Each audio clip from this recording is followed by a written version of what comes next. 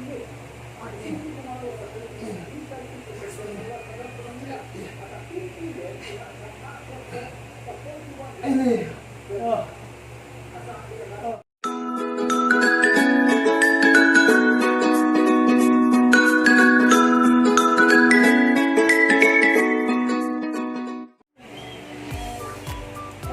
guys! Welcome back to our channel at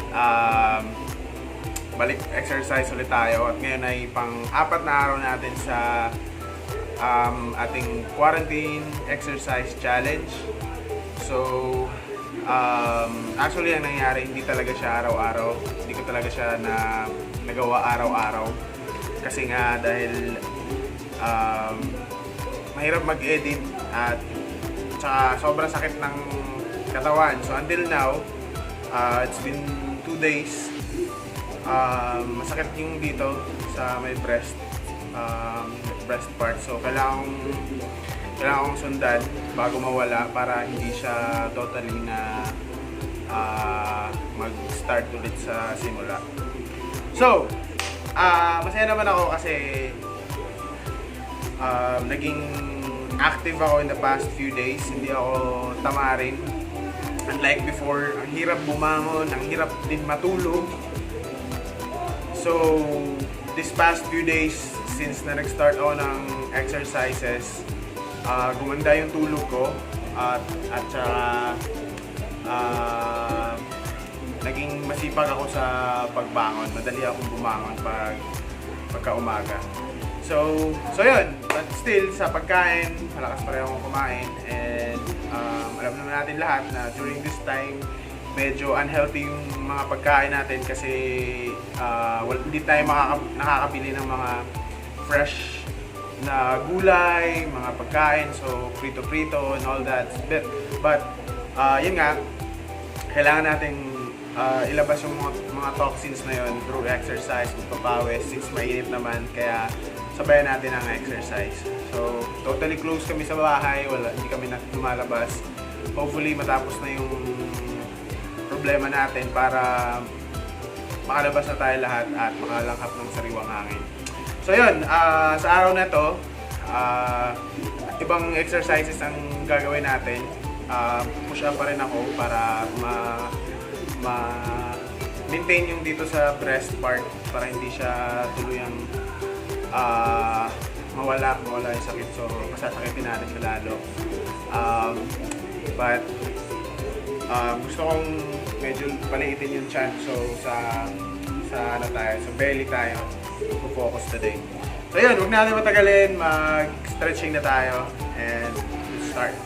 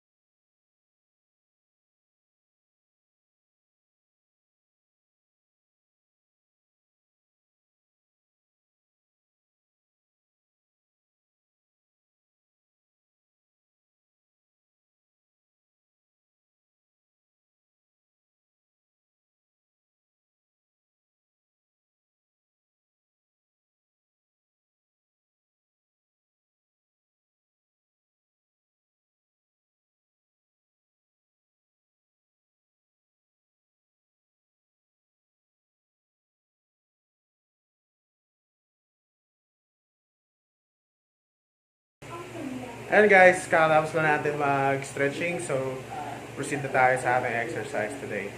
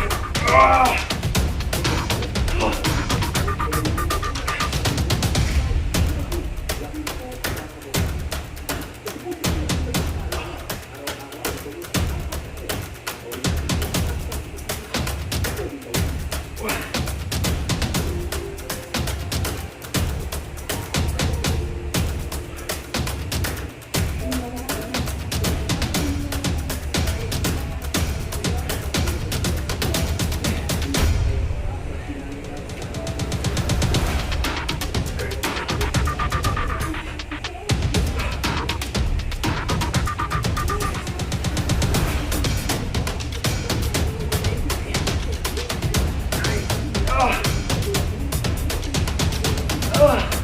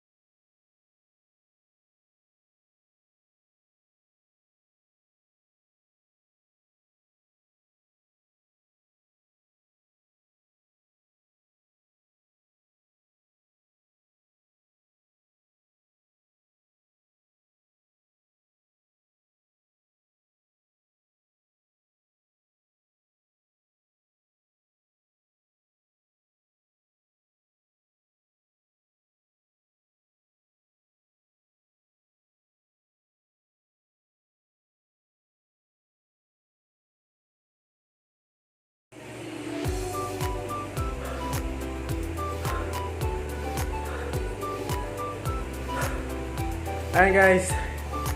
Whew. Tapos ko rin.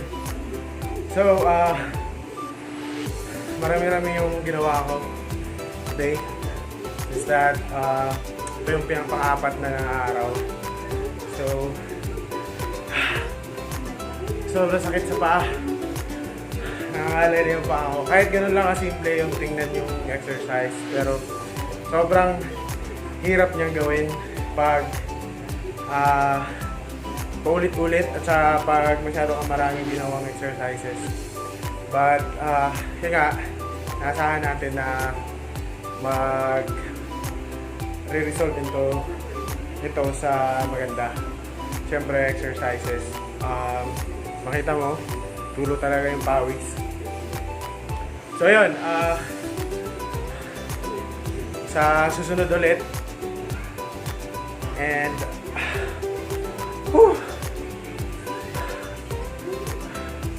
hopefully, kakayanin ko pa. Pero, masarap sa katawan. Lalo na mamaya pag tapos kong magpahinga at makaligo, mga fresh. So, masarap sa katawan. Ngayon lang kasi pawis pa. Ito talaga ang pawis. So, yun. Salamat sa panonood guys. And sana may encourage din kayo na mag-exercise sa bahay while naka-quarantine tayo. And stay safe guys. Eat healthy and God bless. Bye-bye.